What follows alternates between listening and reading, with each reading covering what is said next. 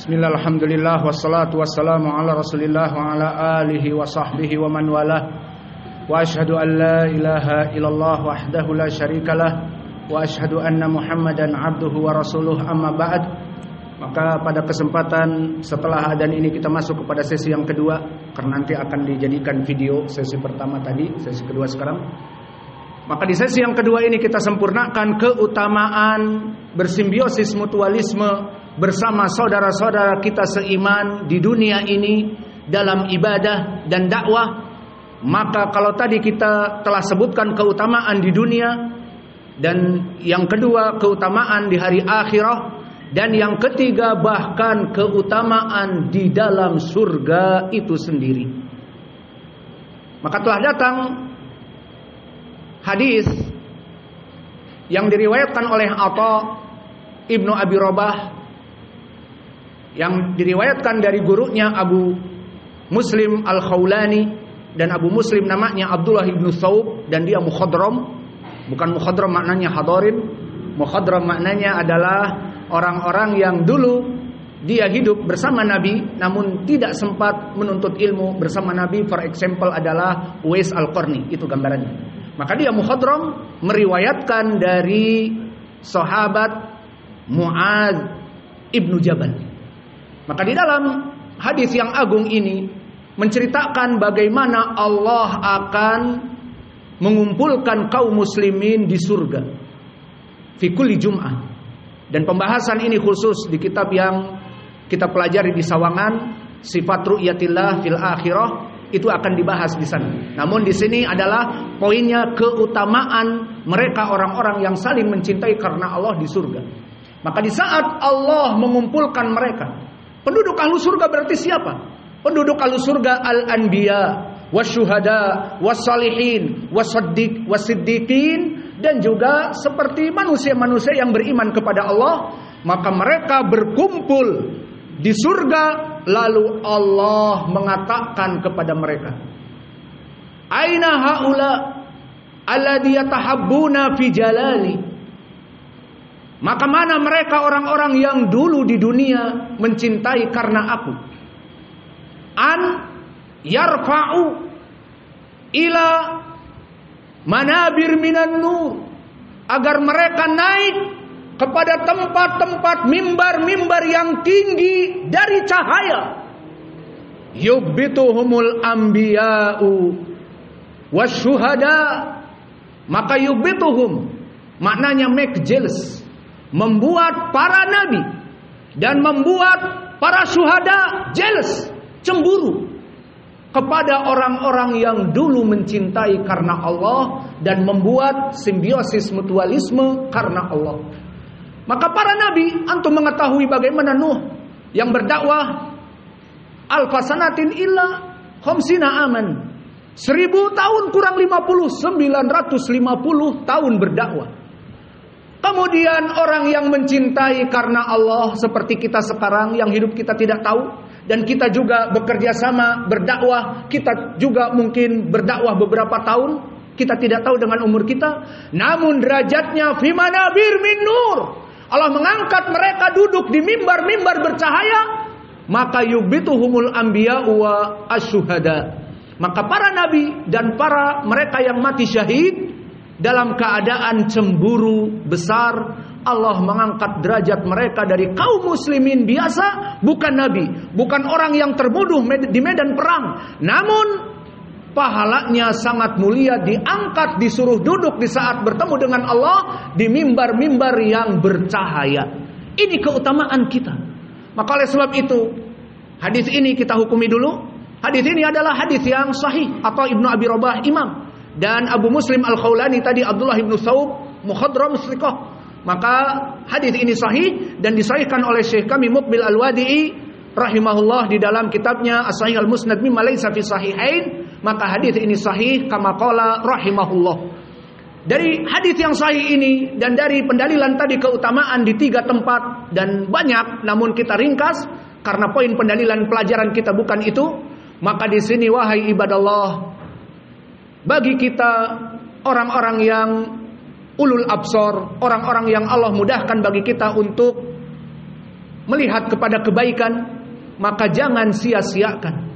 Kita hidup di dunia, diperintah oleh Allah untuk beribadah, dan kita mempunyai saudara-saudara, innamal mu'minuna ikhwatun. Tidaklah kalian wahai kaum muslimun, al-muslimuna, maka they are dalam keadaan brothers, dalam keadaan bersaudara.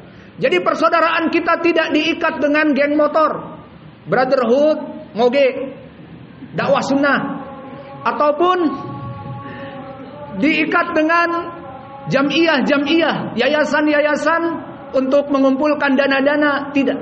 Maka dakwah kita just for Allah, hanya untuk Allah. Kita bersatu hanya untuk Allah. Maka please, kesempatan emas ini, di mana kita bisa bersimbiosis mutualisme, kita laksanakan untuk mencapai tadi target keutamaan di dunia, dan keutamaan di mahsyar, dan keutamaan di surga.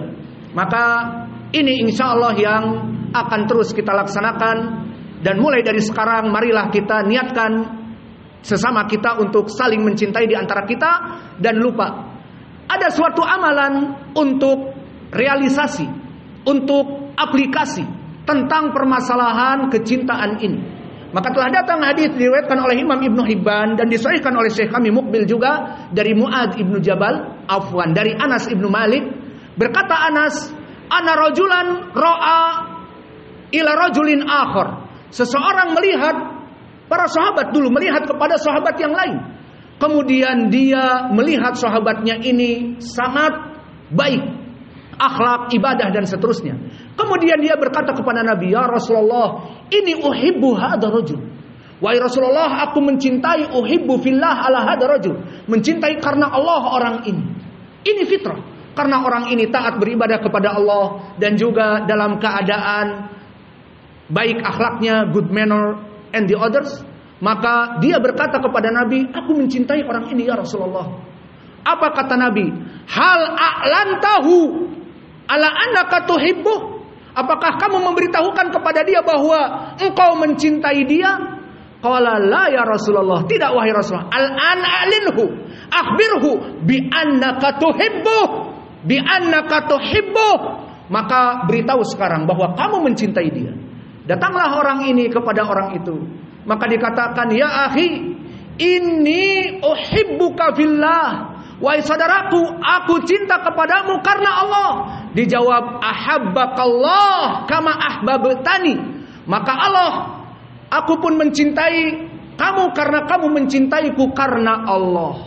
Maka dari sini disunahkan agar kita jika mencintai saudaranya, agar face to the face and heart to heart, curhat, aku cinta kepadamu. Maka di sini saya umumkan kepada akhuna Allah yahfaduk, Ustadz Bajri dan yang lainnya, dan ustadz-ustadz yang lain yang hadir di sini, saya mengumandangkan, ana uhibbukum fillah. Maka aku mencintai karena Allah. I love you. Maka jawabnya, I love you too. Alhasil di sini praktek yang kita amalkan. Maka kita mencintai karena Allah. Maka oleh sebab itu, semakin kita mencintai karena Allah, semakin kita mendapatkan 3 keutamaan itu. Maka selesai dari tadi keutamaan di antara kita saling merajut hubungan karena Allah, kembali kepada hadis. Almar'u 'ala dini khalilih, falyanzur ahadukum man yukhalil. Bahwa seseorang, agama seseorang, manhaj seseorang tergantung kepada the old friend, teman dekatnya. Maka oleh sebab itu di sini tadi menjadi pendalilan bahwa kita hidup dalam keadaan we are social people. Selesai tadi keutamaannya. Maka di sini apa? Mensyarah dari lafaz falyanzur ahadukum man yukhalil, agar seluruh kaum muslimin melihat dengan siapa dia duduk, siapa merangkul. Yang dia rangkul itu menjadi the old friend siapa. Maka di sini menjadi perintah karena i'rab falyanzur, yanzur fi'lun mudhari' majzum dengan lam amr. Maka di ilmu usul yufidu bihi al-wujub. wajib bagi kalian mawas diri. Tidak sedikit-sedikit bertemu dengan orang yang keeping smile. Halo ya akhi, can I help you? Apa bisa aku bantu? Oh, jadi teman. Ternyata Jamaatul Tabligh yang mengatakan seperti itu agar besok khuruj ya. Itu kebanyakan seperti itu. Oh, halo ya akhi, gimana kabar? Setelah kita ikutin dia, nanti ada pelajaran habis duhur di Masjid akhirnya besok khuruj ya 3 hari. Ujung-ujungnya seperti itu. Maka di sini jika kita bertemu dengan kaum muslimin yang good manner, keeping smile dan sebagainya, apa kata Nabi? Falyanzur, agar dilihat, hati-hati. Jangan terlalu banyak senyum. Ternyata senyum, ini senyum terus. Ternyata nggak normal. Keeping smile forever. Kita keeping smile di saat ketemu dengan orang. Maka ini ketemu dengan jidar, dengan tembok pun tersenyum. Ternyata orang ini error. Itu juga falyanzur ahadukum man yukhalil. Maka di sini diperintah kita untuk selektif mencari the old friend. Dan permasalahan selektif ini di dalam hadis ini juga dari atharus salaf, di mana di atharus salaf seperti ma'ruf dari Muhammad ibn Sirin, inna hadal ilma dinun falyanzur ahadukum amman ta'khuduna dinahum. Bahwa sungguhnya ilmu, kalian menuntut ilmu itu adalah agama. Maka lihatlah siapa yang mengisi kajian, siapa yang akan kamu jadikan sebagai panutan, sebagai guru, sebagai sosok yang bisa memberikan hidayah kepada kamu. Maka di sini menjadi pendalilan tidak sembarangan kita menuntut ilmu, tidak sembarangan kita mengambil the old friend. Maka berbeda dengan orang-orang roja atau yang lainnya, jika ada UAS atau UAH datang, ayo silahkan ramaikan tabligh akbar. Siapa dulu yang datang? Yang penting ambil baiknya, buang buruknya. Emangnya kita makan banana? Banana kita tahu pisang ada yang matang banget, titik-titik hitam dibuang, yang baik-baiknya dimasukkan ke mulut. Maka kita bisa menyaring. Namun bagaimana dai-dai sejuta umat seperti itu mau disaring? Siapa yang bisa menyaringnya? Padahal dia orang yang awam. Maka tidak bisa jika datang dai-dai sejuta umat yang manhajnya termasuk kepada dai-dai yang wrong path, yang kata Nabi kulluha finnari illa wahidah, maka tidak boleh kita sembarangan ikut. Tidak boleh kita ayo ikuti jamaah tabligh akbar, ambil yang baiknya, buang yang buruknya. Tidak. Kita harus selektif. Ustadz kita ma'ruf, dari mana dia belajar, siapa syekhnya? Syekhnya Syekh Ahlus Sunnah. Maka belajarlah dengan dia. Dan ilmu-ilmunya Ahlus Sunnah. Tidak hemaprodit ataupun di saat musim-musim caleg maka dia mengajak ke arah itu. Musim-musim jempolnya ataupun jari telunjuknya nanti jadi warna ungu, dia akan ikut seperti itu. Tidak. Dai-dai yang manhajnya hak, dai-dai yang mempunyai qaulan sadida, dai-dai yang kukuh dalam manhaj Ahlussunnah. Maka please, di hadis ini disebutkan falyanzur ahadukum man yukhalil, agar kita selektif mencari teman. Dan pembahasan kita telah dikerucutkan lagi dengan judul efek buruk dari salah mencari teman. Berarti kita hanya membahas contoh-contoh dari apa itu efek yang buruk di saat kita tidak selektif mencari teman. Semua yang senyum kita anggap good manner, kita anggap teman. Sana senyum teman. Akhirnya jadi manhaj pramuka. Di sini senang, di sana senang, di mana-mana hatiku senang. Tidak, manhaj kita tidak seperti itu. Maka kita akan masuk kepada mafasid, keburukan-keburukan di saat kita tidak selektif mencari teman. Maka telah disebutkan oleh Nabi bahwa dari keburukan kita tidak selektif mencari teman akan menjadi bagi kita bad reputation. Oh, ini datang dai, dari muridnya imam kabir, dari muridnya ahli jarhi wa ta'dil, dari muridnya asadus sunnah, singa sunnah, yang isi ceramahnya syekhnya itu membahas manhaj dan membahas tentang permasalahan kebid'ahan dan ahlul bid'ah. Kemudian dai ini turun gunung. Di saat dakwah maka dia butuh kepada money. Di saat dia dakwah butuh popularitas agar menjadi dai sejuta umat.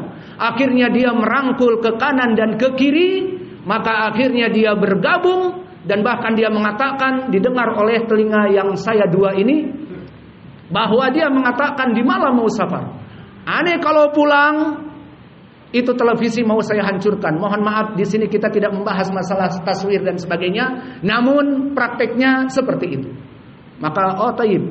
Akhirnya setelah pulang, dia sekarang membuka televisi dan mengajar di Roja, dan sekarang membuat tempat stasiun yang besar di Tasik. Itulah teman kita yang mungkin antum semuanya mengetahui. Maka inilah dari praktek, tidak selektif mencari teman. Maka dulu kita di saat membaca judul dia, kalau diumumkan dengan orang-orang Roja, Ustadz Fulan, ditulis di bawahnya murid Syekh Mukbil. Mana murid Syekh Mukbil, mana prakteknya, dan seterusnya. Maka inilah yang ditakutkan oleh kita semua, bahwa kita salah merangkul teman. Tadi apa efek yang pertama? Menjadi bad reputation, menjadi buruk reputasinya. Murid Ashabus Sunnah, murid ahlu jarhi wa ta'dil seperti itu, bergabung dengan orang-orang yang mumayyi'in di dalam dakwah, dan mungkin cingirnya juga sama-sama biru dan sebagainya pada bulan yang lalu, dan seterusnya ada di YouTube dengan bangga. Maka siapa gurunya dan seterusnya, menjadi bad reputation, menjadi memburukkan syekhnya dan memburukkan juga dirinya. Namun sekarang alhamdulillah saya tidak pernah lagi melihat kalau orang ini dakwah ditulis di bawahnya murid Syekh Mukbil. Mungkin orang juga sudah mengingkari, malu. Alhasil antum tahu sendiri siapa. Maka di sini dari mafsadah yang pertama, dia menjadi bad reputation, namanya buruk karena duduk dengan orang-orang yang the wrong path dalam dakwah. Akhirnya dia terkena nama buruk. Dan ini sesuai dengan hadis dari mafsadah ini yang muttafaqun alaih dari Abi Musa al-Ash'ari. Masalu jalisi soleh wa jalisi su ka nafikhil kir wa ka hamilil misk. Permisalan orang-orang yang mengambil teman duduknya orang yang baik dengan orang yang mengambil teman duduknya bad man, maka digambarkan oleh Nabi bagaikan orang yang duduk dengan penimpa besi dan orang yang duduk dengan penjual utur, penjual minyak wangi.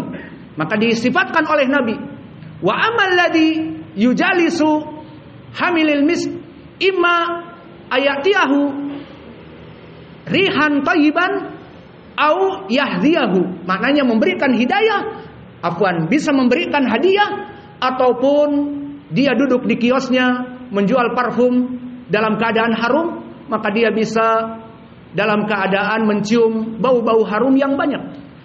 Maka dia mungkin juga dioleskan hari ini Casablanca, besoknya Casanova, besoknya lagi Diadora, besoknya lagi Calvin Klein dan yang lainnya. Maka dia akan beruntung. Au yahdiyahu, diberikan hadiah, bahkan ini 20 mili dari sultan atau drakar atau yang lainnya. Maka ini sangat beruntung orang yang duduk dengan al-jalisus soleh. Maka gambarannya dia akan duduk dengan orang soleh, sum'ah yang thayyibah. Teman aneh Ustadz Fulan, Masya Allah, teman anak Ustadz Fulan sehingga mengajak kami terus hadir di kajian dan terus duduk dengan dia, tambah istiqomah, bla bla bla, akhirnya terus istiqomah, meninggal dalam keadaan sunnah. Ini keutamaan. Dan yang tadi mafsadahnya, yang salah memilih teman, maka dia bagaikan orang yang duduk dengan penimpa besi. Maka pertama duduk di warsyah ataupun bengkelnya itu yang penuh dengan pembakaran besi, maka akan bau raihah muntinah, bau kepakaian, bau kepada badannya. Dan di saat penimpa besi ini semangat memukul-mukul besi, kemudian ada lempengan logam yang masuk ke bajunya akan terbakar dan badannya akan terbakar, maka ini bad reputation baginya. Maka orang-orang yang duduk dengan orang-orang yang bermasalah dalam permasalahan manhaj, meskipun sama-sama mengaji namun menjadi kelompok the wrong path, maka telah berkata Rasul, kulluha finnari illa wahidah, semuanya di api neraka kecuali manhaj yang hak, yang right path saja. Maka ini mafsadah yang paling besar. Yang setidaknya tadi mempunyai sum'ah ghairu thayyibah seperti tadi. Ustaz turun gunung 5 tahun di Yaman, belajar dengan Asadus Sunnah, ternyata pulang menjadi pemersatu antara kelompok yang lebay dengan kelompok yang keras, akhirnya menjadi mixer dan seterusnya. Allahul musta'an. Maka menjadi buruk dari pandangan manusia tentang orang ini. Ini mafsadah yang pertama. Dan mafsadah yang kedua, dia akan menyebabkan hiding from guidance, ataupun menyebabkan hidayah itu tertutup. Maka orang-orang yang duduk dengan dai-dai yang wrong path, dai-dai lebay, dai-dai melempem, yang melihat kemungkaran diam misalnya, ataupun dai-dai yang mengajak kepada pintu-pintu api neraka, maka orang-orang ini dalam keadaan muskilah kabirah, akan menyebabkan dia terhalang dari guidance, dari hidayah. Maka untuk permasalahan ini kita akan memberikan contoh-contoh kasus yang banyak. Mulai dari zaman Nabi, contoh kasus itu, sampai zaman mungkin itba'u tabi'in. Kita sampai jam berapa, Ustaz? Hah? Until midnight. Berani? Overtime. Itu tadi bebas katanya. Maka di sini disebutkan di dalam tarikh, pertama, contoh-contoh orang yang mana dijauhkan dari hidayah dikarenakan salah merangkul dari the old friend and the best friend. Contoh yang pertama di zaman Nabi adalah Abu Thalib. Maka kita kembali kepada saksiyah Abu Thalib. Abu Thalib Quraisy, dari kelompok yang paling mulia dari Bani Kinanah, dan dari Bani Hashim yang paling mulia dari Quraisy. Maka Abu Thalib mempunyai sifat-sifat yang mulia. Maka qadarullah, dia mempunyai Nabi Muhammad, yang mana Nabi Muhammad dalam keadaan yatim dan piatu, maka diurus oleh bapaknya Abdul Muttalib. Semeninggal Abdul Muttalib, kakeknya Nabi, diuruslah oleh Abu Thalib sebagai paman Nabi. Maka diurus dalam keadaan rujulah, seorang laki-laki yang jantan dan penuh hikmah dari kelompok Quraisy Arab yang saksiyah. Maka jadilah Nabi Muhammad muda yang sangat baik. Akhirnya diutuslah oleh Allah menjadi nabi. Maka Nabi tidaklah dipilih kecuali dari orang-orang yang paling baik nasabnya, sesuai diriwayatkan oleh Imam Muslim dari Abi Hurairah, berkata Rasulullah sallallahu alaihi wa ala alihi wasallam, istafaitu au istafallahu min aulad Ismail Kinanah, wastafa Quraisy min Kinanah, wastafa Bani Hashim min Quraisy, wastafani min Bani Hashim. Kata Nabi, Allah memilih dari kelompok terbaik anak-anak Ismail adalah Bani Kinanah, dan Allah memilih dari Bani Kinanah yang paling baik adalah kelompok Quraisy, dan Allah memilih dari kelompok Quraisy yang banyak. Kelompok Quraisy banyak, ada Bani Abdul Muttalib, ada Bani Abdi Manaf, ada Bani Abdi Syams, ada kabilahnya Umar ibn Khattab Al-Adawi, semuanya fukhud minal Quraisy. Maka dari itu kata Nabi, dan Allah mengutusku dari Bani Hashim, sebaik-baiknya kelompok dari Quraisy. Maka Nabi Muhammad mempunyai sanad yang baik, dari DNA yang baik. Maka di sini Nabi Muhammad mempunyai paman yang baik. Di saat pertama-pertama dakwah, maka Abu Thalib melindungi dakwah Nabi. Namun lihat, permasalahan hidayah, guidance, dia mempunyai sebab, dan dia pada hakikatnya bukanlah dari hak veto Nabi Muhammad. Nabi Muhammad hanya memberikan guidance ataupun hidayah, dalalah wal irsyad. Namun hidayah memasukkan Islam ke hati seseorang dan istiqomah dan masuk kepada surga just for Allah. Maka di sini dikisahkan, ini lihat poin pendalilan bagaimana Abu Thalib bisa mati dalam keadaan kesyirikan dan kekufuran, padahal dia pamannya Nabi dan Nabi sangat mencintainya. Namun karena salah memilih teman, karena salah memilih the old friend. Dikisahkan oleh Imam Al-Bukhari dan Muslim muttafaqun alaih dari sahabat Musayyib ibni Haznin, bapaknya Sa'id ibnul Musayyib. Maka Musayyib ibnu Haznin meriwayatkan, lama hadarat Abu Thalib al-wafatu marfu karena dia fa'ilnya, maka di saat maut menjemput Abu Thalib, maka Nabi kesempatan terakhir mendakwahi pamannya, ya am qul la ilaha illallah kalimatun uhajulaka biha indallah. Maka wahai pamanku, di dakwahku yang terakhir ini dan kamu dalam keadaan sekarat sudah, maka katakanlah la ilaha illallah. Maka dengan kalimat ini aku akan menjamin kamu untuk menyelamatkan kamu dari api neraka. Just say la ilaha illallah, he is the one and only. Hanya itu saja. Aku akan menjamin kamu tanpa sholat, tanpa yang lainnya, karena sudah dalam keadaan ikhtidar ataupun sekarat. Maka ini poin pendalilan, lihat. Qarrara Rasulullah ala kalimati tauhid. Mengajak Nabi kepada kalimat tauhid terus menerus diulang-ulang. Fa indahu Abu Jahlin wa Abdullah ibnu Abi Umayyah. Di sampingnya ada dua orang gembong kesyirikan.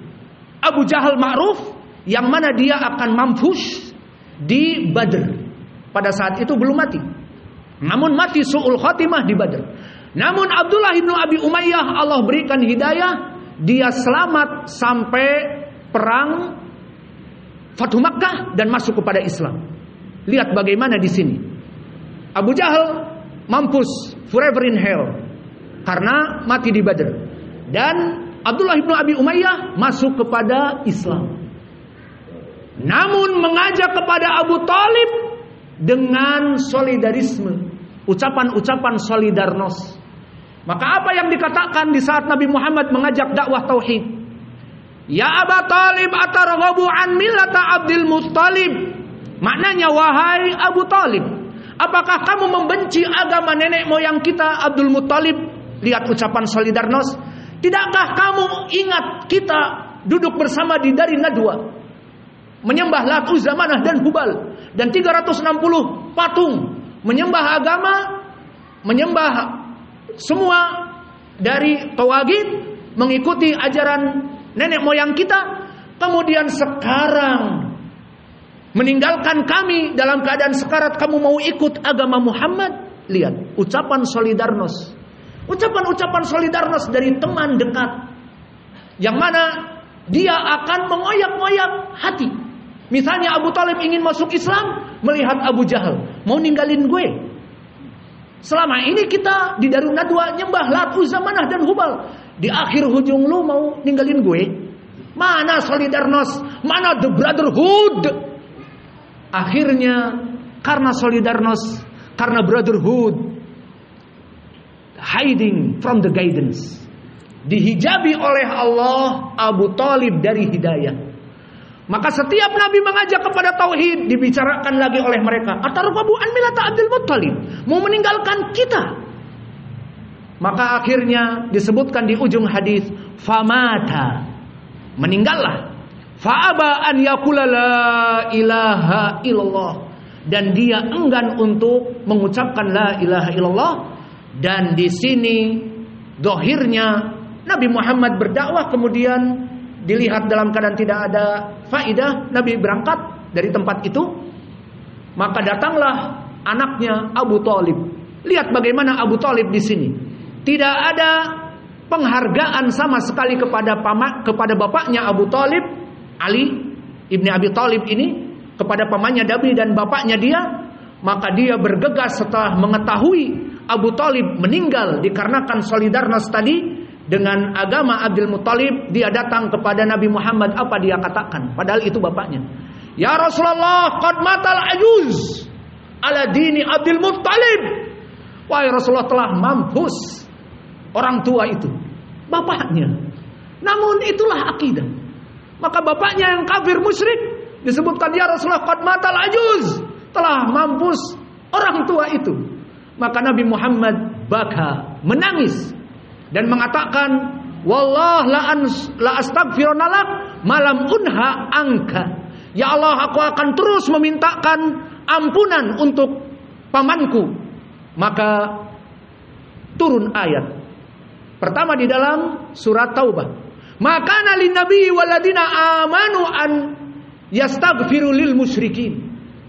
Maka tidak pantas, tidak boleh, maksudnya haram bagi seorang nabi dan kaum muslimin untuk memintakan istighfar kepada orang-orang yang mati dalam keadaan musyrik seperti Abi Thalib. Maka redaklah Nabi. Kemudian turun ayat yang kedua, maka asbabun nuzul bisa turun 2 ayat langsung. Ini faidahnya. Maka di ayat yang kedua turun di surat Qasas dan yang lainnya, An-Naml juga. Maka Nabi mengatakan, innaka latahdi man ahbabta walakinallaha yahdi may yasha. Bahwa sungguhnya engkau wahai Muhammad tidak bisa dengan jabatan kamu sebagai seorang rasul memberikan hidayah kepada siapapun yang engkau inginkan, karena hidayah, taufik wal ilham hanya hak veto Allah. Maka di sini Nabi tidak bisa memberikan hidayah kepada pamannya dari masuk kepada Islam. Maka tidak ada nepotisme dalam Islam. Seorang nabi mempunyai paman yang dicintai tidak bisa menyebabkan pamannya masuk Islam. Seorang nabi mempunyai 2 anak dan istri, Nabi Nuh, tidak bisa memasukkan anaknya masuk kepada Islam, dan tidak bisa mengajak istrinya masuk kepada Islam. Dan begitu pun Ibrahim tidak bisa memasukkan bapaknya kepada Islam. Maka berapa dari anbiya yang mana dia itu orang terdekat kepada Allah, namun permasalahan kunci hidayah yang membukakan hati masuk hidayah dan masuk kepada surga itu bukan wewenang Nabi, just hak veto dari Allah Jalla wa'ala. Maka menangislah Nabi Muhammad sejadinya. Namun injustice for all, keadilan untuk semua. Bagaimana keadaan dari Abu Thalib ini? Maka Abu Thalib meskipun begitu, dia diberikan syafa'ah, yang mana syafa'ahnya adalah syafa'ah as-sughra. Apa maknanya?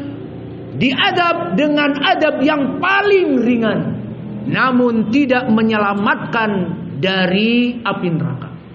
Jadi terus diadab forever in hell, namun dalam keadaan paling ringan.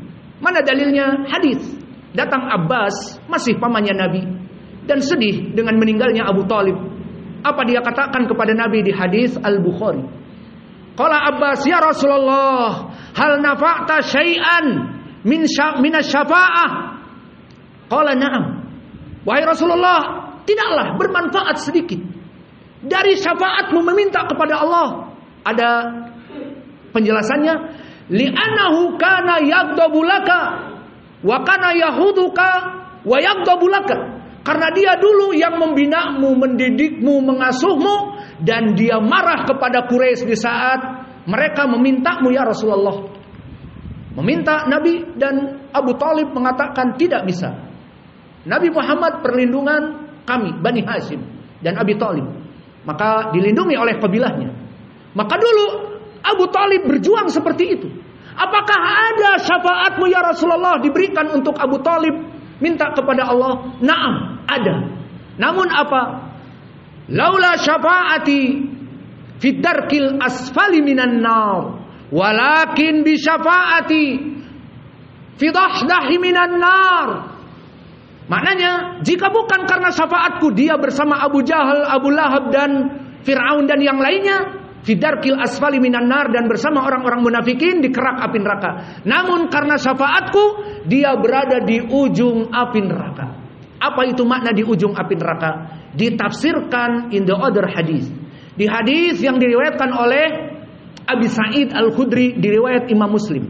Dikatakan, inna ahwana adaban yaumal qiyamah finnar yuda'u ala rajulin jamratun minan nar yugla minhu dimaguh. Iya dan billahi minan nar. Bahwa seringan-ringannya adab di hari kiamat kelak, seseorang dalam keadaan utuh dijauhkan dari kerak api neraka. Namun dia memakai sandal dan di sandalnya ada jamroh. Apa makna jamroh? Kerikil dari api neraka. Yugla minhu dimaguh, membuncah otaknya karena panasnya. Ini seringan-ringannya. Untuk siapa? Di hadis ini belum di-explain, belum dijelaskan. Di mana explanation? Di mana description? Lebih jelas, lebih detail. Di hadis diriwayatkan oleh Imam Muslim dari Ibnu Abbas. Berkata Ibnu Abbas dari Nabi, inna ahwana adaban yaumal qiyamah li Abi Thalib tudau ala rijlihi jamratun minan nar yugla minhu dimaguh.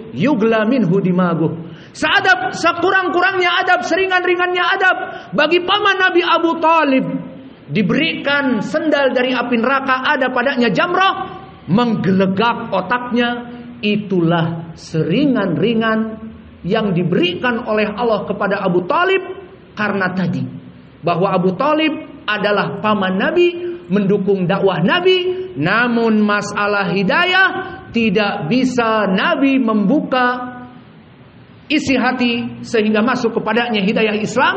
Karena pertama Allah, innaka latahdi man ahbabta walakin Allah yahdi may yasha. Dan yang kedua apa? Karena memang salah mengambil the old friend and the best friend. This the point. Ini poin pendalilannya. Ini contoh kasus yang pertama. Banyak. Berapa lagi menit nih? Kita kasus modus operandinya begini banyak. Yang kedua, kita kurangi saja. Yang kedua, langsung lari kepada tabi'in. Sebetulnya masih ada, kita lewat. Maka di sana ada tabi'in yang bernama Imran ibnu Hatton. Imran ibnu Hatton seorang ahli sunnah pada awalnya, dan dia muhaddis. Tidak tanggung-tanggung dia muhaddis, meriwayatkan dari siapa? An Aisyah. Dia meriwayatkan dari Aisyah. Kita pikir kotak konsumsi, ternyata kotak pertanyaan. Maka di sini disebutkan dia meriwayatkan dari Aisyah, dikeluarkan oleh Imam Al-Bukhari 2 hadis. An Imran ibnu Hatton, Imam Al-Bukhari meriwayatkan an Aisyah 2 hadis. Pertama, hadis fi mas'alati harir, labsil harir, menggunakan pakaian harir, dan yang kedua anis salib, tentang salib. Maka diriwayatkan Imam Al-Bukhari dari rawi Imran ibnu Hatton. Maka kita kembali kepada tarikh, kepada history. Siapa itu Imran ibnu Hatton? Disebutkan di kutub tarajim. Imran ibnu Hatton tabi'i sunni, kemudian muhaddis, meriwayatkan dari Aisyah radhiyallahu anha. Hadisnya sahih di Sahih Al-Bukhari. Rawinya asalnya imam ahli sunnah, muhaddis. Walakin huwa yakhtubu imra'atan minal Arab min ajmali banatil Arab. Maka perempuan Arab, meskipun hidung-hidungnya tak semancung gunung-gunung di belahan bumi pertiwi, namun alhamdulillah cantik-cantik. Maka Imran ibnu Hatton di saat mau menikah, dia melihat kepada putri pamannya, dan mungkin kenal dari dulu, dan indal Arab seperti anak-anak kita sudah mahjuz, di booking sama paman-paman dan bibi mereka di Yaman. Ini untuk anak saya ya, ini untuk anak saya ya, ini untuk anak saya ya, dan seterusnya. Maka seperti itu di Arab. Maka Imran ibnu Hatton lebih berhak untuk kepada binti ammih, dan bintu ammihnya dalam keadaan min ajmal banatil Arab. Maka dia tergila-gila. Kemudian disebutkan di dalam tarikh, anta satatazawwaj ma'a binti ammik, na'am tab'an, walakinnaha haruriyatun. Akan tetapi dia haruriyah, Haruriyah itu perempuan yang bermanhaj Khawarij. Jadi dia dari perempuan yang kalau di zaman now ISIS seperti itu. Jadi ISISah, ya ISIS mudzakkar, perempuannya ISISah. Al-muhim seperti itu. Maka awas ya Imran ibn Hattan, kamu melamar perempuan binti Amik yang mana dia perempuan gembongah, kan gembong laki-laki ya. Perempuan gembongah pakai tak marbutah dari Khawarij. Apa kata dia? Ana sa'arudduha ila sunnah. Aku akan mengkatrol dia kembali kepada sunnah. Masya Allah. Imran ibn Hattan akan menikahi perempuan yang cantik ini dan dia akan menjadi the hero, menjadi pahlawan dalam manhaj, mengeluarkan calon istrinya dari Khawarij kepada sunnah. Okelah, menikahlah dia. Namun kenyataannya dan pernikahan ini mana poin pendalilannya dari pembahasan kita? Salah memilih teman hidup. Maka istri puncak dari the old friend. Iya, the old friend kita seperti saya dengan Ustaz. The old friend, alhamdulillah berdakwah bersama. Namun masa sekamar bersama? Enggak kan? Nah di sini ada yang lain. Maka di sini the old friend dari segi yang lainnya. Maka di sini dia salah memilih teman.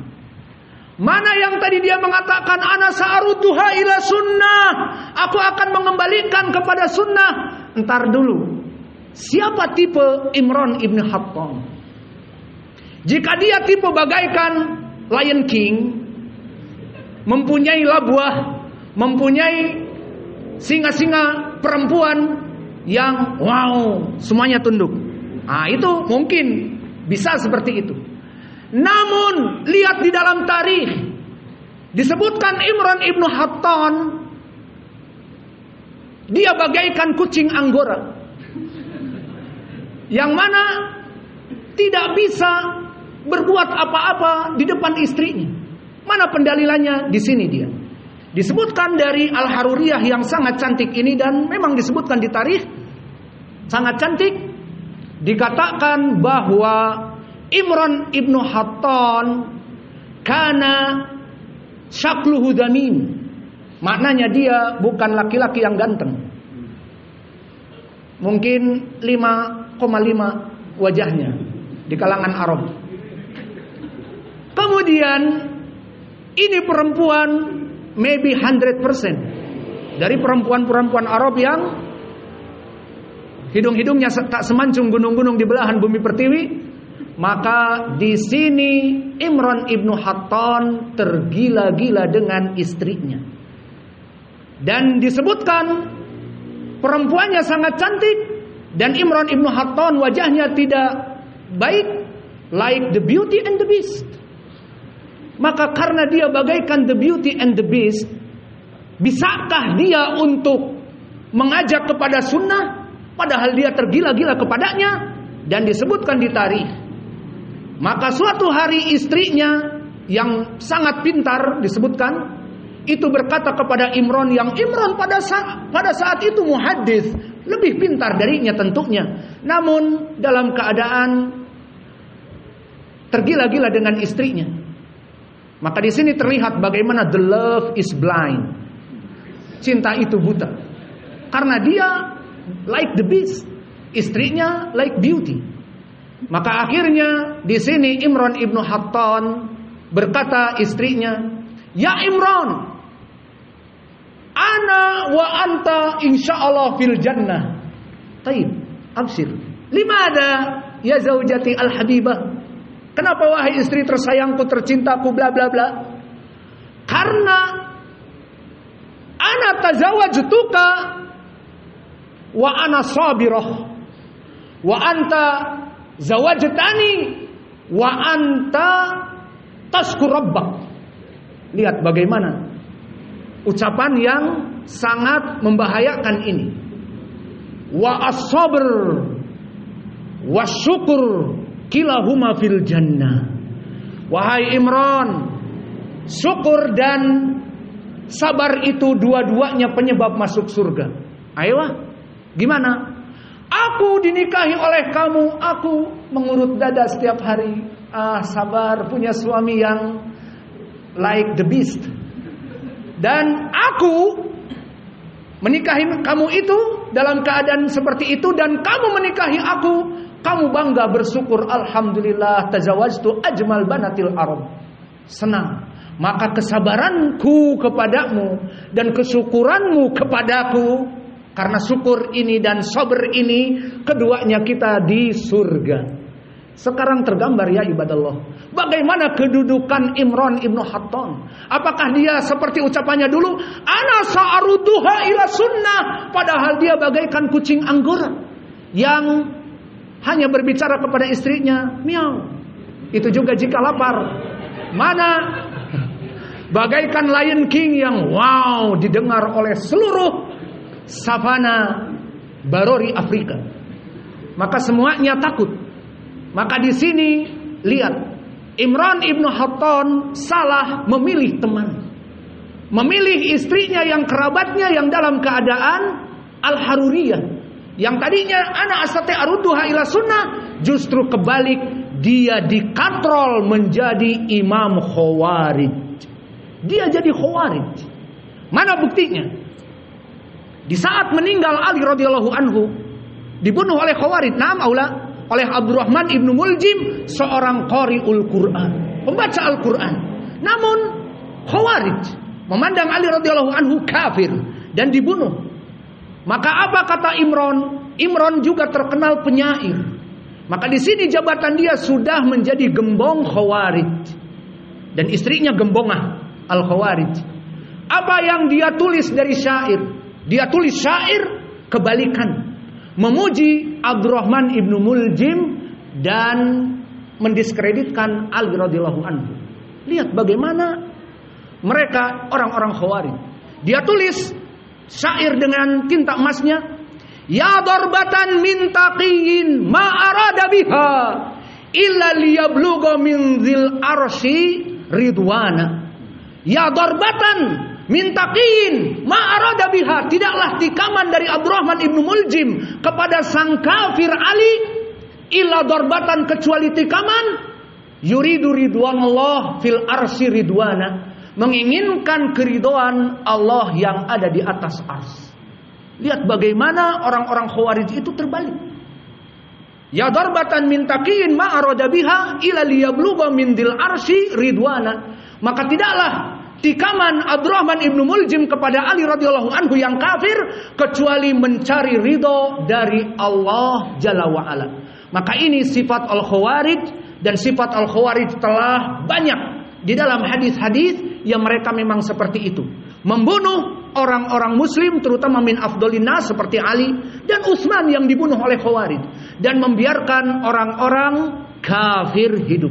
Membunuh orang-orang terbaik dari kaum muslimin, dan di zaman now dari kelompok ISIS, dari kelompok yang lainnya, yang mana mereka mengkudeta negara-negara muslim, membunuh kaum muslimin dan membiarkan orang-orang kafir. Dan dilihat dari mana senjatanya, ternyata senjatanya M16. Dari mana M16? United States. Dan juga AK-47 Automatic Kalashnikov 47. Dari mana? From Rusia. Kecuali buatan Pindad SS1, alhamdulillah tidak dipakai untuk orang-orang ISIS, kecuali rakitan. Alhamdulillah, fadl minallah. Maka diketahui dari mana? Dari mereka orang-orang kafir. Mereka membiayai membeli senjata untuk saling berbunuhan dengan kaum muslimin. Dan begitu pun di zaman Doeloe, saking dulunya dari sedejak Doeloe orang-orang khawarij itu, maka mereka membunuh kaum muslimin. Maka di sini contoh yang kedua, Imran ibn Hatton. Maka dia menjadi khawarij gembongnya dikarenakan justru dia terkatrol oleh istrinya, dikarenakan dia the love is blind. Cinta adalah buta. Mana yang dulunya dia muhaddits, mana yang dulunya dia meriwayatkan dari Aisyah, disahihkan oleh Al-Bukhari riwayatnya di sahihnya, kemudian menjadi gembong khawarij dan di kehidupannya dikejar-kejar oleh pemerintah karena memuji pembunuhan kepada Ali. Maka di mana-mana tertulis wanted, dead or alive. Siapa tadi dari Imran ibnu Hattam. Dikejar-kejar. Dan di riwayat disebutkan akhirnya tertangkap dan dibunuh. Contoh yang ketiga mau? Atau enough? Contoh yang ketiga.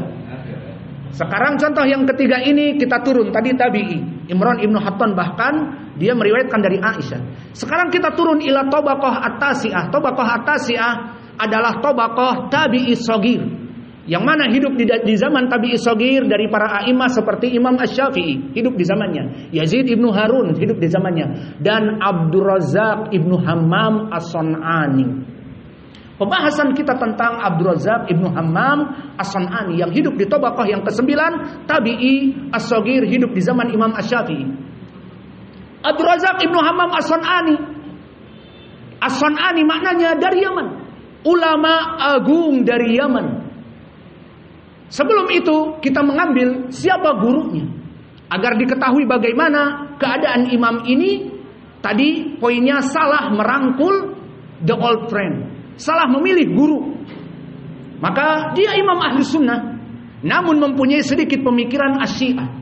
Namun sebelum itu kita ingin menjelaskan bagaimana kedudukan Abdurrazzaq ibnu Hammam As-San'ani. Sebelum lahir Imam Abdurrazzaq menjadi bintang kejoraknya Son'a dan Yaman, maka datang Ma'mar ibnu Rashid al-Azdi dari Basrah, dari Irak. Setelah melaksanakan haji ataupun umrah, dia jalan-jalan ke Yaman. Dan Yaman kalau antum lihat di kharitah, antum mulai dari sekarang latihanlah, lihat-lihat kharitah Arab Saudiyah, di mana di atasnya, di bawahnya dan seterusnya, ataupun Jaziratul Arab, peta Timur Tengah. Jangan petanya Depok, Jabotabek, macet enggak, itu aja paling. Tidak. Di sini antum mengetahui di mana Son'a, di Yaman, yang merupakan Jaziratul Arab yang paling bawah. Di atasnya Saudiyah, kemudian di situ Irak dan Basrah di situ. Maka Ma'mar di saat naik haji ataupun umrah, dia turun ke bawah ke Yaman, dan dia dalam keadaan imam. Maka Imam Ma'mar, gurunya Abdurrazzaq, tentunya di atas. Dia adalah itba'ut tabi'in al-kabir, di tabaqah yang ke-7. Berarti dia hidup di zaman siapa? Di zaman pada saat itu dia menjadi penjaga gawang ahli sunnah, as-salafiyah, ahlul hadis di Yaman. Dijadikan oleh Allah dia imam di Yaman, di tabaqah yang ke-7 dari ru'us, gembongnya itba'ut tabi'in. Dan pada zaman itu Imam Malik di mana? Di Madinah, mengajar di Masjid Nabi. Pada saat itu Sufyan ibnu Uyainah mengajar di Mekah, sama-sama kelompok itba'ut tabi'in yang besar. Dan juga di zaman itu Al-Auza'i di Syam. Dan pada zaman itu Laits ibnu Sa'ad di Mesir. Maka lihat. Dan juga pada saat itu di Basrah, karena Ma'mar pindah, diisi oleh Syu'bah ibnul Hajjaj. Imam-imam ahlu sunnah ini, mereka dan juga Sufyan Ats-Tsauri di Kufah, kita sebut tadi 7. Maka 7 imam ini penjaga gawang sunnah dan hadis di dunia. Di antaranya Ma'mar, yang mana dia asalnya dari Basrah, pindah ke Yaman. Dan disebutkan asluhu min Basrah nazilul Yaman. Maka dia naturalisasi menjadi orang Yaman. Dan naturalisasi pada saat itu tentunya bukan membantu PSSI Yaman ataupun PSSI Indonesia. Yang jelas di sini dia masuk kepada orang-orang Yaman. Maka di saat datang, lihat bagaimana orang-orang Yaman. Disebutkan orang Yaman di dalam hadis muttafaqun alaih dari Abi Hurairah, di saat datang wufud meminta dakwah kepada Nabi, maka dikirimlah oleh Nabi Mu'adz ibnu Jabal, dikirimlah Abu Musa al-Asy'ari dan yang lainnya ke Yaman. Maka disifatkan oleh Nabi, atana ahlul Yaman hum araqu quluban wa afidah, al-iman Yaman wal fiqhu Yaman wal hikmah Yamaniyah. Maka disebutkan telah datang kelompok wufud dari Yaman meminta para sahabat untuk mengajari mereka cinta ilmu dari sedejap doeloe, dan until this time now and forever orang-orang Yaman disifatkan seperti itu. Araqu quluban, orang-orang yang baik hatinya, wal hikmah Yaman, wal fiqhu Yaman. Seperti itu keadaannya. Dan pada saat Ma'mar datang sama seperti itu. Maka dia mengajarkan ilmu hadis. Orang-orang Yaman sangat takjub atas ilmunya. Dan orang-orang Yaman tadi araku quluban wa afidah. Mereka ngerumpi, ini imam seperti ini, imam lagian tobakohnya itba'ut tabi'in dari ru'us, tobakoh yang ketujuh, seperti Imam Malik dan yang lainnya. Ini jangan dibiarkan lewat begitu saja. Lalu bagaimana? Kita ikat dengan apa? Tari lasso? Enggak. Dengan our girls. Dengan banat kita yang jamilat. Akhirnya diikat Ma'mar Ibn Rashid Al-Azdi dengan istri-istri yang cantik, mungkin istri-istri ya. Maka akhirnya buntinglah istrinya, punya anak. Yang tadinya dia mau pulang ke Irak yang jauh dan belum ada tiket pesawat. Ini anak banyak. Ini istrinya mungkin 2, 3. Adalah jadi orang Yaman saja. Apalagi tidak ada naturalisasi gratis dulu.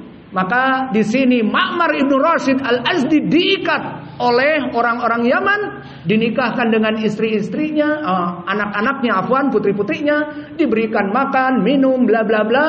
Akhirnya dia murtah fil Yaman, Malik, bagaikan raja di Yaman, mempunyai permaisuri dari Yamaniyat yang jamilat, thayyibat. Kemudian setelah itu al-jaza min jinsil amal. Maka kebaikan dibalas dengan kebaikan. Karena dia dengan ikhlas mengajari orang-orang Yaman, lahirlah Abdul Razak Ibnu Hammam As-San'ani, asli dari Yaman.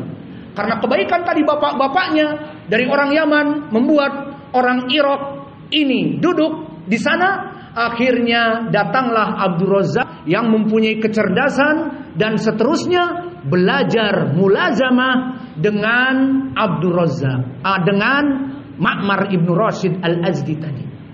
Jadilah, tumbuhlah Abdul Razak Ibn Hammam menjadi imami dunia yang merupakan bintang kejora dari penduduk ahli Yaman sepanjang masa.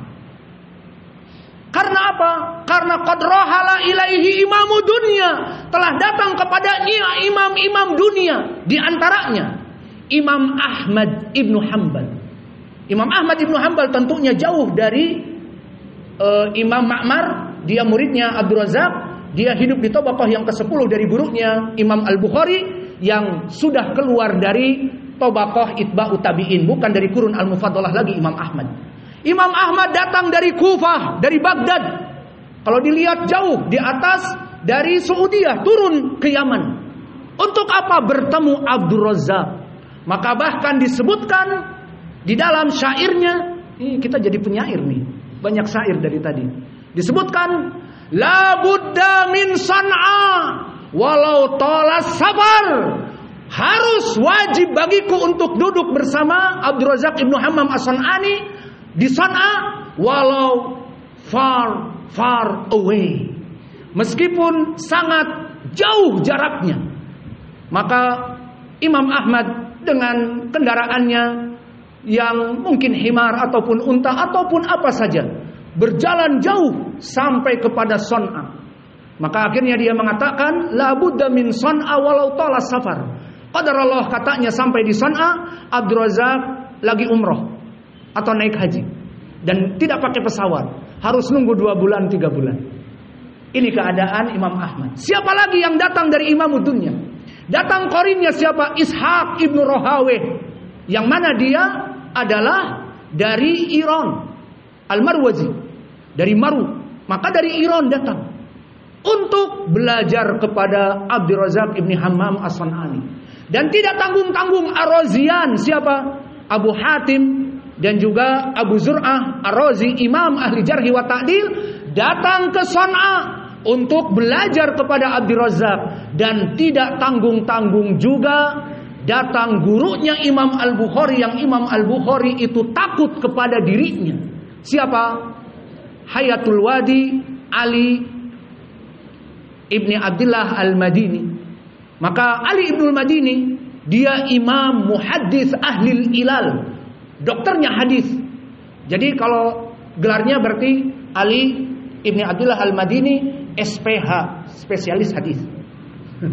Karena dia memang dokternya hadis. Maka Imam Al-Bukhari disebutkan di dalam tarikh dan disebutkan di syuruhat seperti Fathul Bari dan yang lainnya, dia berkata, mastasghartu min syaikhi ila min hayatil wadi. Maka aku tidak merasa kecut, tidak merasa kecil, tidak merasa aku ini tidak mempunyai apa-apa, kecuali jika aku duduk di atas imam, di bawah imam yang agung dari guruku Hayatul Wadi. Apa gelar Hayatul Wadi? Hayatul Wadi bermakna the restless snake, ular dari padang pasir. Digelari itu oleh Sufyan Ats-Tsauri karena dia memang ahlu sunnah yang menakutkan. Maka ahlu sunnah digelari dengan gelar-gelar yang menakutkan karena menakutkan para kelompok ahlul bid'ah di zamannya. Antum tidak mengetahui apa dikatakan ulama di zaman Syekh kami Mukbil hidup? Asadus sunnah. Maka begitu pun di sini Ali Ibnul Madini, Restless Snake, Hayatul Wadi. Dan tahu juga Waqi' Ibnul Jarrah apa gelarnya? At-Tinin, the Dragon, yang membakar subuhat ahlul bid'ah dengan apinya, api hujahnya. Maka itulah imam-imam ahli sunnah. Mereka digelari oleh kelompok-kelompok ahlul bid'ah dengan kegarangan, dalam keadaan mereka ketakutan dan seterusnya. Maka Abdul Razak Ibnu Hammam As-San'ani qad rahala ilaihi imamud dunya, dan tidak terulang until this time. Walau alam setelah zaman kita hidup ini mungkin ada bintang kejora lain, terulang kejayaan dari imam ahli sunnah di zaman imam kami Syekh Mukbil Al-Wadi'i rahimahullah. Maka berbondong-bondong datang ke Damaj, suatu desa yang kecil Damaj itu, biar ada persepsi sedikit. Dia itu desa yang kecil, yang saya 97 datang di sana, sampai this time 2024 tidak ada satu tonggak listrik pun. Tidak ada electricity. Kita belajar dulu bertahun-tahun tidak ada electricity. Hanya dengan genset dan seterusnya. Dan kehidupan di sana dalam keadaan tidak ada 1 meter pun jalan di aspal, apalagi hot mix. Maka di sana ya jalan gunung. Maka orang-orang di sana di zaman kami 3.500. Kemudian menjelang meninggalnya Syekh Mukbil, 5.000 orang di sana tinggal. Mulai dari penduduk Yaman yang datang dari berbagai negeri menuntut ilmu, dan juga dari orang-orang ajam seperti kita datang dari Indonesia, dari Amerika, yang dari states, from Florida, from California dan sebagainya, New York yang Anda tahu, dan Philadelphia, dan juga dari Europe, datang dari Amerika, datang dari Denmark, juga datang dari Eropa banyak, Belanda dan Jerman dan seterusnya, Prancis banyak. Maka datang ke tempat Syekh Mukbil 5.000 orang dalam keadaan jalan tidak diaspal, tidak ada satu tiang listrik pun, dan internet juga ada dibeli dengan mahal. Ada internet cafe mungkin 1, 2, 3. Maka orang-orang kalau ingin internetan datang ke internet cafe. Al-muhim seperti itu. Namun berbondong-bondong afwajan datang ke sana. Maka inilah dari barokah dakwah Mukbil Al-Wadi'i yang kita lihat dakwahnya ikhlas. Semoga Allah memberikan keikhlasan kepada dakwah kita pula. Maka inilah samarati dakwah Mukbil Al-Wadi'i, yang mana dia sama dulu seperti Abdul Razak. Tentu dari segi keimaman berbeda, namun dari segi orang-orang yang datang berbondong-bondong ke Son'a, maka dulu di zaman Abdul Razak, kemudian terulang kembali di zaman now. Wallahu alam siapa nanti next generation di zaman setelah kita, wallahu alam. Yang jelas Abdul Razak Ibnu Hammam As-San'ani yang menjadi poin bagi kita. Disebutkan di dalam tarikh, kana yatashayya, dia mempunyai sedikit pemikiran Syiah, dan makna yatashayya berbeda dengan Syiah Ar-Rafidhah, terutama Al-Imamiyah Itsna Asyariyah yang sekarang. Maka mereka kufur, mereka mencela sahabat Abu Bakar dan Umar dan semuanya, Aisyah dan seterusnya, dan juga mereka mengatakan bahwa Al-Quran tidak lengkap. Mereka mempunyai mushaf Fatimah, dan mereka gulu kepada imam yang 12, kepada Ali radhiyallahu anhu dan anak-anaknya Hasan wa Husain dan cicit-cicitnya, mulai dari Al-Baqir, Al-Jawad, Al-Askari dan Al-Mahdi Al-Muntadhar dan imam yang 12, mereka bahkan mengatakan mereka 12 imam kami tidak mati, tetapi berputar-putar di langit memberikan rizki kepada orang-orang Syiah. Ini kekufuran, masuk kepada tauhid ar-rububiyah. Dan maaf, di saat mereka jatuh tersandung, apa yang mereka katakan? Adapun kita ahlu sunnah kalau tersandung, ya Allah, alhamdulillah.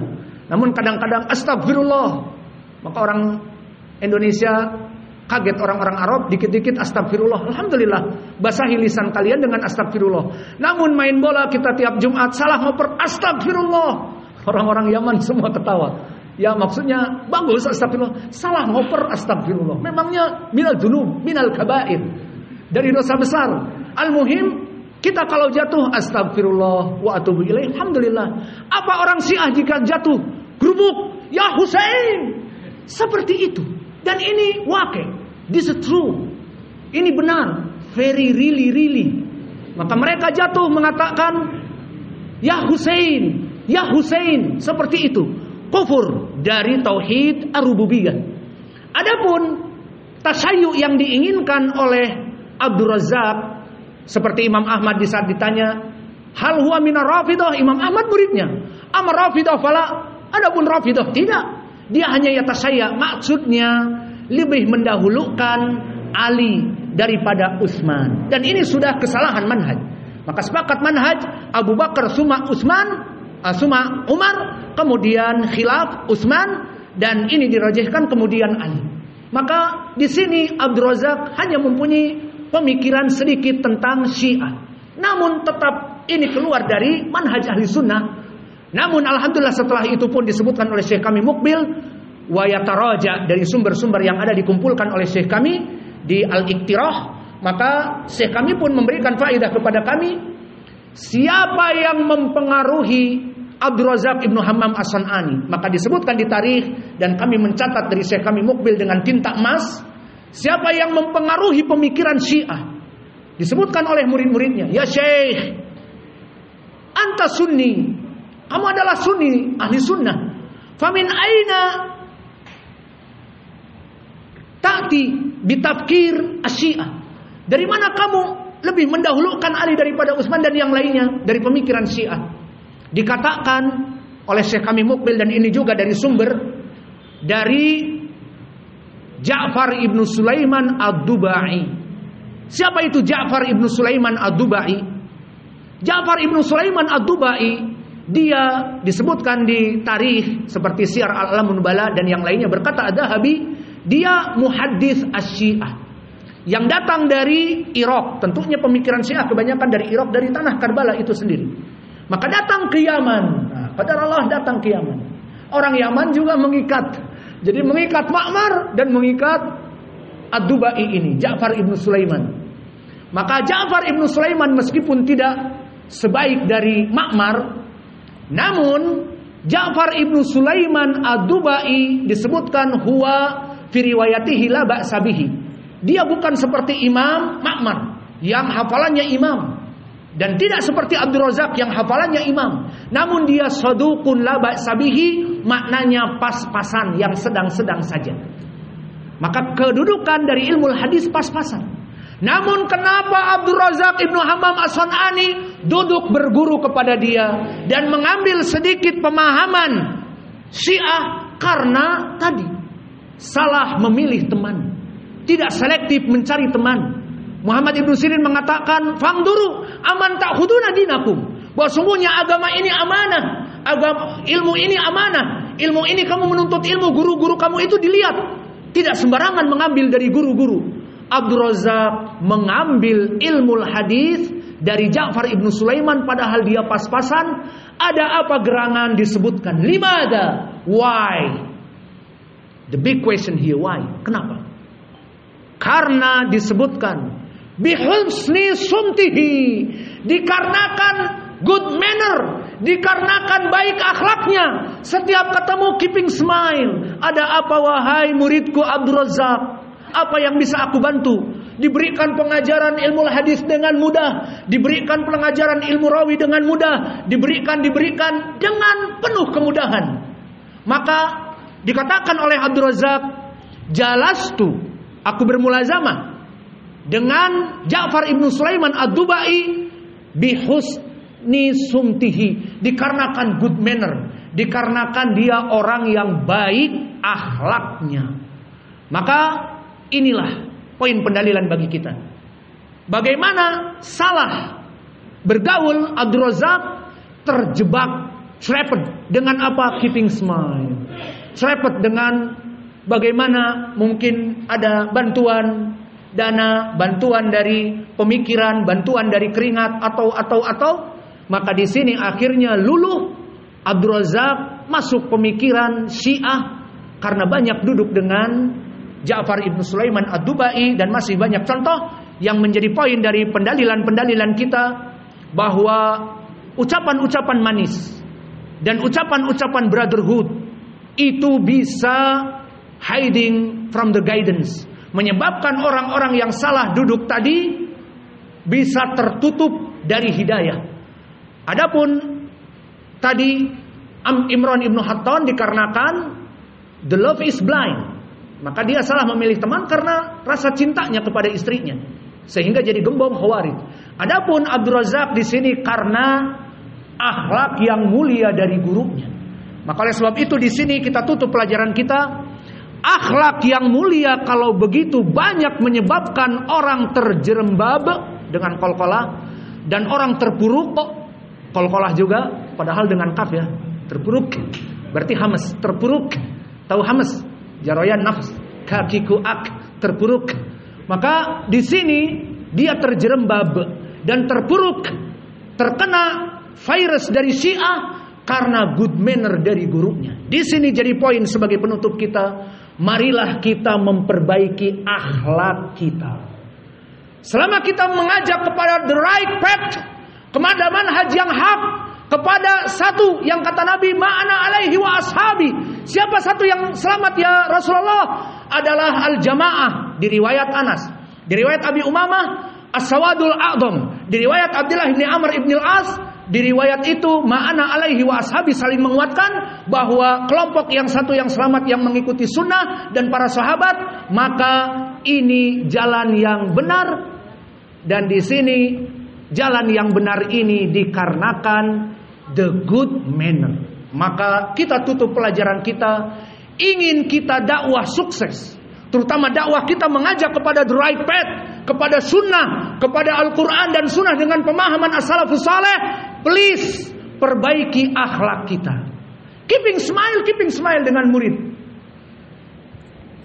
disebut gila nggak akan, karena ini guru kepada murid dan kepada para ustadz dan seterusnya.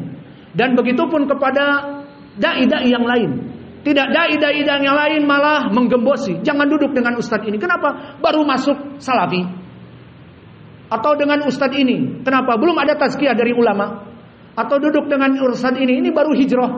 Atau maka kita mempunyai mizan, mi'yar, bahan timbangan. Kapan kita merangkul dari dai-dai yang ada, dan kapan kita merangkul dari jamaah ahli sunnah. Ada jamaah ahli sunnah, apakah kita harus mendakwahi yang harus sudah salafi jadi? Di antara kita ada yang baru masuk kemarin bergabung dengan jamaah tabligh. Kemudian apakah kita harus menjauhinya? Tidak boleh masuk di majelis ini. Atau bahkan ustadz yang kemarin baru masuk dari lumpur-lumpur hizbiyah, masih ada bekas lumpur-lumpur hizbiyah. Kemudian dia memandikan dirinya dengan menghadiri majelis sunnah. Kemudian kita katakan jangan duduk dengan kita, atau masih muza'za' manhajnya? Tidak. Maka semuanya di sini ada mi'yar, ada mizan. Alhasil, please mulai dari sekarang perbaiki akhlak-akhlak kita. Karena kita mengajak manusia bukan kepada bid'ah. Jika mereka kelompok Jama'atut Tabligh untuk mengajak kepada khurud 1 hari 3 hari, 7 days and 1 month dan 40 days, maka mereka dengan keeping smile diajak dulu, digedor-gedor dulu pintu, mau kemana, habis itu besok ikut ya, bawa kompor, bawa kasur, bla bla bla. Namun kita kepada jalan yang hak, kepada the wrong path, kita lebih berhak dengan akhlak yang mulia.